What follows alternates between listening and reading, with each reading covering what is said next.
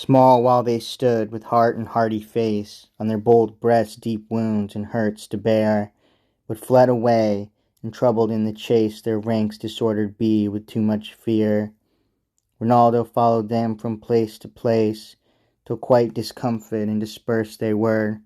That done he stays, and all his knights recalls, and scorns to strike his foe that flies or falls.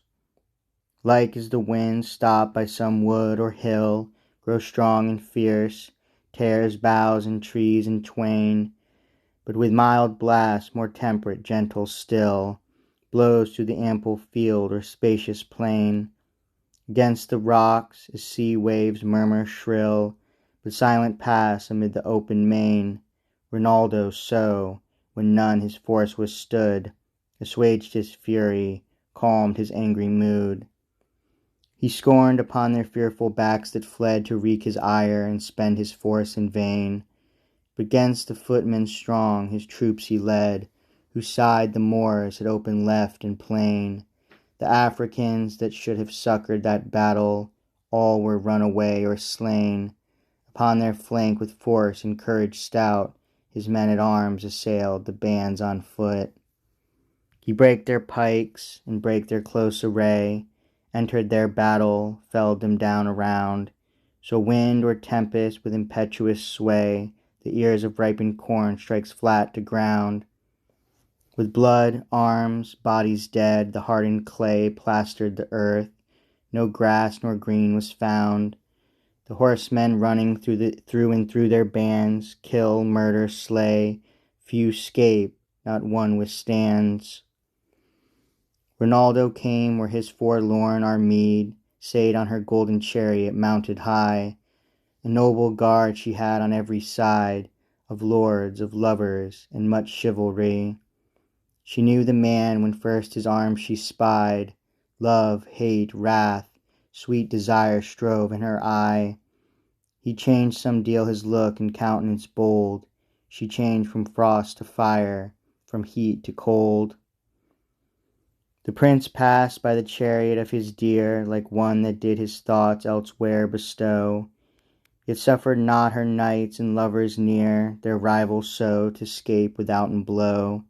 One drew his sword, another couched his spear, herself an arrow sharp set in her bow.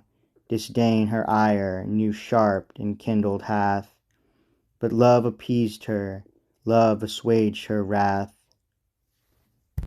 Love bridled fury, and revived of new his fire, not dead, though buried in displeasure. 3 times her angry hand the bow updrew, and thrice again let slack the string at leisure. But wrath prevailed at last, the reed out flew, for love finds mean, but hatred knows no measure.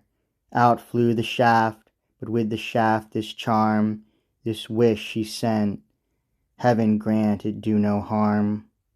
She bids the reed return the way it went, and pierce her heart, which so unkind could prove. Such force had love, though lost and vainly spent. What strength hath happy kind in mutual love? But she that gentle thought did straight repent, wrath, fury, kindness in her bosom strove. She would not, that it missed or hit. Her eyes, her heart, her wishes followed it. But yet in vain the quarrel lighted not, for on his hauberk hard the knight it hit. Too hard for woman's shaft where woman's shot, instead of piercing, there it broke and split. He turned away, she burnt with fury hot, and thought he scorned her power, and in that fit shot oft and oft. Her shafts no entrance found, and while she shot, love gave her wound on wound. And is he then unpierceable, quoth she, that neither force nor foe he needs regard? His limbs perchance, armed with that hardness be, which makes his heart so cruel and so hard. No shot that flies from eye or hand I see hurts him, such rigour doth his person guard. Armed or disarmed, his foe or mistress kind despised alike, like hate, like scorn I find. But what new form is left, device or art, by which, to which exchanged I might find grace? For in my knights and all that take my part I see no help, no hope, no trust I place. To his great prowess, might, and valiant heart all strength is weak, all courage vile and base. This said she, for she saw how through the field her champions fly, faint, tremble, fall, and yield. Nor left alone can she her person save, but to be slain or taken stands in fear. Though with a bow, a javelin long she have, yet weak was Phoebe's bow, blunt Pallas' spear. But as the swan that sees the eagle brave, threatening her flesh and silver plumes to tear, falls down to hide her 'mongst the shady brooks, such were her fearful motions, such her looks. But Altamore, this while that strove and sought from shameful flight his Persian host to stay, that was discomfit and destroyed to naught, whilst he alone maintained the fight and fray, seeing distressed the goddess of his thought, to aid her ran, nay flew, and laid away all care both of his honour and his host. If she were safe, let all the world be lost. To the ill-guarded chariot swift he flew, his weapon made him way with the bloody war.